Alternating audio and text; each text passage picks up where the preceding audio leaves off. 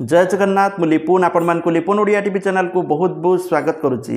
आज गोटे समस्त बहुत बड़ खुशी खबर रही सुभद्रा योजना को लेकिन। तो देखो सुभद्रा योजन एका बेले कि मिल 10,000 टंका ता सहित सुभद्रा योजनार चतुर्थ पर्याय टंका केबे मिलिबो ता भी आपको डेट कहबी एक्जाक्टली। तेणु वीडियो को बिल्कुल भी स्किप करेंगे। चैनल नुआ आसले चैनल को सब्सक्राइब करेंगे। ता सहित समस्त गोटे खुशी खबर जदि आपण मैंने भल शाढ़ी आ भल ड्रेस किनापी चाहूँगी ताले वीडियो डिस्क्रिप्शन में लिंक अच्छी प्रॉडक्ट लिंक आप चेक कर किनीपारे। बहुत भल भल फ्लिपकार्ट रे टॉप अवेलेबल अच्छी आपण मैंने बाछी कि नहीं पारे। मु लिंक दे दीची ठीक अच्छे। चलतु सुभद्रा योजना को नहीं कौन अपडेट अच्छी जानी नवा।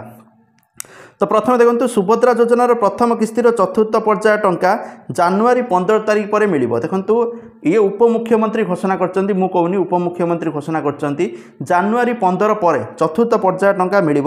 किंतु निर्दिष्ट तारीख केबे घोषणा होइनी।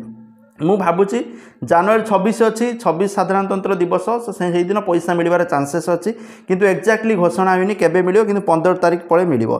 ता सहित मार्च मास 31 तारिख सुधा आवेदन कले एकाथरके दुईटी किस्ती पाइबे। जो माने सुभद्रा योजनार आवेदन करि नांती सेमाने जदि मार्च मास 31 तारिख सुधा आवेदन करुचंती सेमानकु दुईटा किस्ती मिल जिवो ठीक अछि। या कैबिनेट रे निष्पत्ति होईची।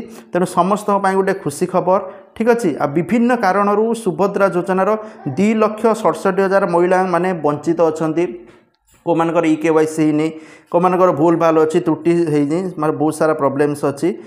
प्रायतः जो कटि जाऊँच महिला EKYC कटुची आ बहुत सारा जो मैंने OTP बेस्ड EKYC करते से पैसा आसुनी जहाँकि उपमुख्यमंत्री कहते से फिंगरप्रिंट देकी EKYC आउ थे करेंगे ठीक अच्छे।